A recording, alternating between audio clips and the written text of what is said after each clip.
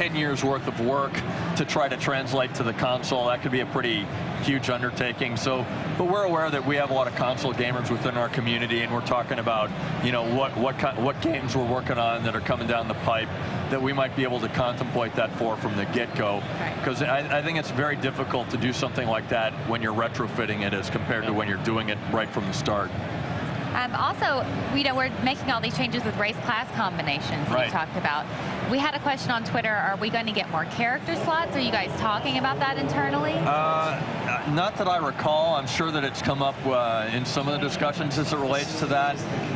No specific plans that I'm aware of, but certainly I'll take it back and talk to Jay Brack about it. I think that the community would like you to. Got it. All right, let's get another more slots per realm. Another Twitter question for you, Frank. This one comes from Julie Cater, who says, with the StarCraft 2 delay, is that going to affect the release date of the first add-on? It seems like BattleNet 2 is the bigger problem now. So I guess the suggestion is that they, you know, you've talked about how StarCraft 2 will be sort of 3 different distinct games. Right.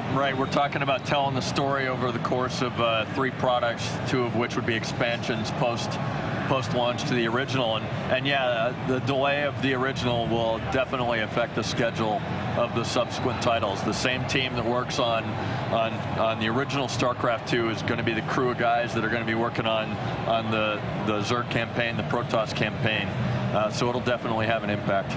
Right. What are we playing on the show floor here today? We haven't had a chance to see it yet. As far as StarCraft 2 goes, we're giving everyone that's in attendance a glimpse of the campaign for StarCraft 2, which is, I think what we've done is really, really cool. I played some a few weeks ago on campus. I think it's amazing. Right, yeah. We've really invested a lot of time and resources into making the story even more immersive. Right. And so it's really cool. Like you're playing from the perspective of Jim Raynor, and you're on the bridge of the Hyperion, and we've got branching missions and stuff, and it's really cool. And a lot of the cinematics are actually done with the in-game 3D engine as compared to pre-rendered. Right. And so the cinematics guys that do the pre-rendered stuff are helping us out with that, because that non-interactive storytelling is really their expertise. And so that's really exciting. And we've got the Monk for Diablo 2, or I'm sorry, Diablo 3 on the show floor, as well as a preview of Cataclysm on the show floor. So you can play the level 6 through 10 experience for the Goblins and the Worgen. Right. Let's talk about the Monk, which is the new class that you announced for Diablo 3. A lot of questions around what class you're going to announce for Diablo. Tell us about why the Monk was the class that you guys chose to add to the Diablo lore. You know, I know that the Monk has been on the list of classes. I mean, the Monk was on the list of classes potentially when we were talking about, you know, the Death Knight. We were talking about the Monk as an option, and the guys that play Diablo 3 are also big Warcraft fans, and so, you know, it's just one of those things that's on our list of features, and it finally bubbled to the top, and some cool discussions came up around it, and I think the Diablo 3 guys have done a great job with it. They just hosted the panel, and we're talking about it. I was watching the footage from upstairs. It looks great. Yep, no, it looks phenomenal. I think people are excited about that. There's still one class left to unveil. Yeah. I saw you get information out of Mike this morning. You're not going to get that out of me this afternoon. Announce the next class? We wouldn't do that too. Are we going to learn more about the lore and the story of the first game of StarCraft 2 here at the panels? Is there a lore panel for StarCraft 2? I don't know if there's a lore panel. There's a StarCraft 2 lore panel tomorrow, I think. There's a StarCraft 2 lore panel tomorrow. Then you'll definitely, Metzen will be on that panel for sure. So we'll get to hear more about the story that's coming up. Metzen's really passionate about the StarCraft 2 lore, and I'm sure that he'll talk about some of the backstory with Jim Raynor and Kerrigan. Because some surprise guests, I heard. Remember, there could be surprise guests. The franchise is 10 years old now, and so we've got a lot of new fans that are new to the Blizzard community that may not be familiar with the StarCraft lore, and so we've got some great stuff in store in terms of the campaign that'll introduce players that are new to the StarCraft experience, new to the StarCraft lore, to some of the events that took place during the original game. There's some fun stuff that happens here as well. Obviously, the Aussie concert tomorrow night. We talked about that. You were at the sound check. That's going to be epic, and we're going to air that here on DirecTV. Also, tonight, you've got the costume contest, machinima contest. What do you think of all the creativity that the fans bring to BlizzCon? It's unreal. It's amazing. The costume contest winner from last year was the Draenei on the Turtle Mount, and it was an amazing piece of machinery and costume design and everything. And Yeah, I'm blown away, right? Like, I'm not a big costume guy myself. Like, I like to think that I'm creative, but there's just so many people that are so much more creative than the average person that come out and attend these events. And the costume contest is by far one of the highlights of the event, because again, it's a great example of how passionate our community is about the worlds that we've created for them to experience. We had a question. We did.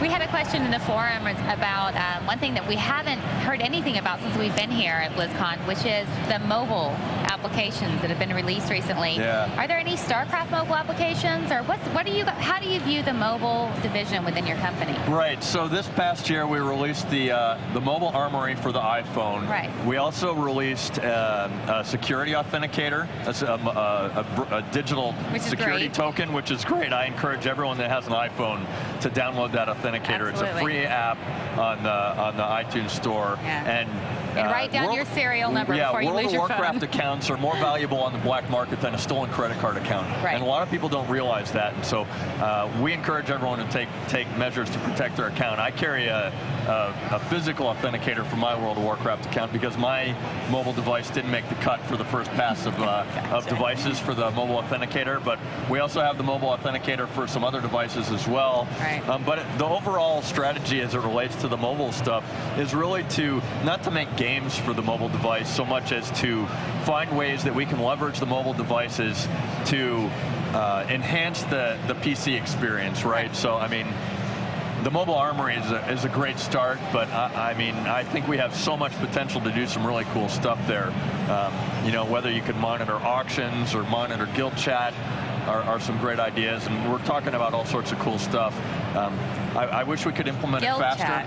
Yeah, I wish we could implement it faster because I want this stuff for myself. I do too. I'm waiting for Guild Chat. That's the only one that I want. Hopefully there'll be more for more devices. Well, Frank, thank you so much for joining us. We'll see you again tomorrow. But enjoy the costume contest tonight. Of course, we'll be showing that to everyone here live on DirecTV. All right, now we're going to head on over to Jo, and she is hanging out in the Diablo 3 gameplay area. She's getting to go hands-on with the game. I'm jealous. Jo, how is it? It's amazing. I'm so surprised. They actually decided to tell us what a new class was, the monk, and you can actually play it here live on the game floor. So we have a lot of people still working with the other characters, but a lot of people wanted to test drive the monk. So I figured we'd test drive it for you people at home. But the monk is a new class. They have the choice of a male or a female, but unfortunately the monk is only available in male. So we get to play a guy today. Conversation. Sorry. You answered it well. My name. Put on your feet.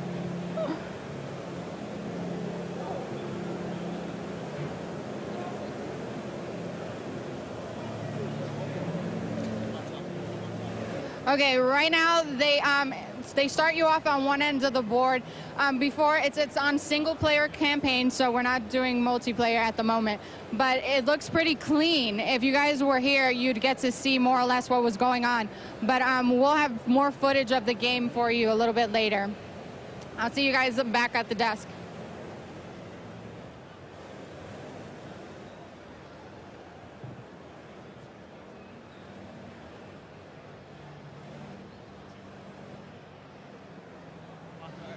So we can't hear. We are here live on DirecTV at BlizzCon 2009.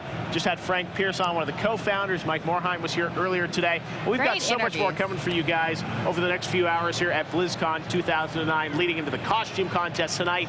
Tomorrow night, the Prince of Darkness, Ozzy Osbourne, is going to be live on DirecTV and the internet stream. And we also want to send a message to those of you that are on the internet stream right now. If you're having any problems with buffering or anything like that, remember that there are multiple settings for the internet stream. So if you're on the high setting, go down to the low setting, see if that works on your connection, because you do need a very powerful internet connection to be able to get the high internet stream. And there's been an unprecedented interest in the live broadcast of BlizzCon 2009. It's so exciting. We're in over 100 countries right now, Kat. There is. And I mean, not to mention how many countries are probably watching us through the stream. Exactly. So what is the thing you've been most excited about that you've heard so far? there's so much exciting stuff happening. I got to say, I was excited about the new Diablo class that they announced this morning, the Monk. You're a big Diablo fan. Yeah, I'm really excited. We got a chance to actually play that secretly a few weeks ago at Blizzard. We did. And right now, we're actually going to go to the cinematic that they showed this morning, unveiling the Monk. If you happen to miss it this morning, it's amazing. This is the world premiere of the cinematic announcing the Monk for Diablo 3. Check it out.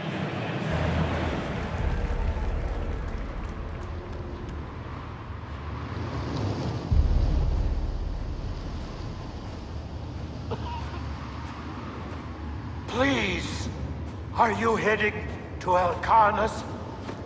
The city's been overrun by the cultists. I barely escaped with my life.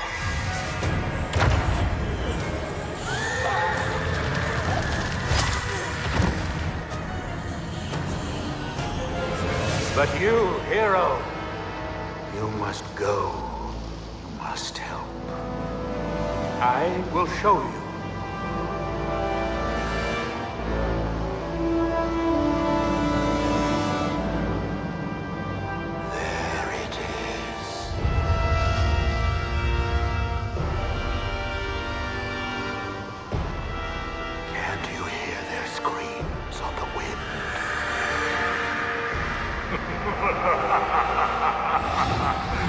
Welcome to the city of your dead, hero.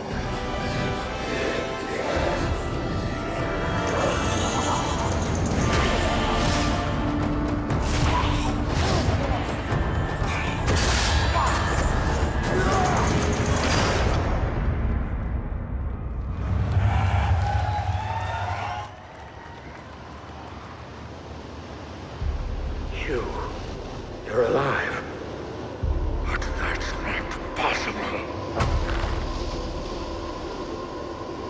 Reveal yourself, deceiver.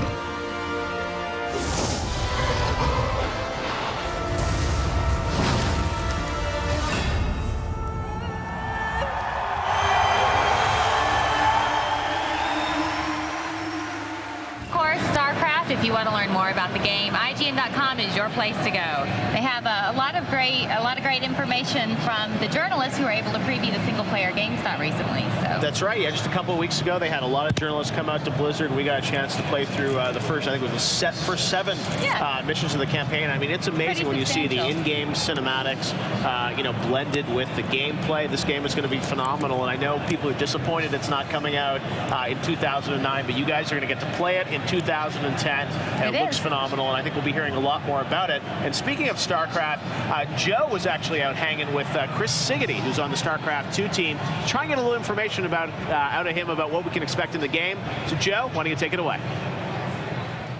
We're here on the floor with Chris. Chris, I hear you're part of Level 80. Yeah, I'm the guitar player, one of the guitar players from Level 80 ETC. Yeah, that's right.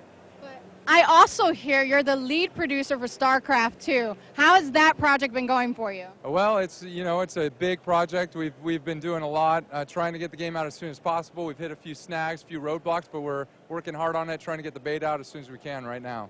Okay, so people will be able to play the beta. When more or less do you think they're anticipating that to be available? You know, we're not announcing a date here at BlizzCon. We're shooting as soon as possible, but there's still a lot to do. We're trying to get Battle.net up and ready, primed, so that people can get on there and experience, our vision for the online experience Blizzard wants to create. And will you be part of the 3 o'clock Battle.net panel? I'm actually not sitting on the panel, but I'll be there watching. I'm really excited actually to have fans get an opportunity to see our vision and see where we're going with the service, because I think they'll be pretty impressed. We'll see. And I think you know the information that they're going to leak, don't you? Yeah, well, certainly that with the information they'll see, I do know a bit of what's coming, but You want to tell us?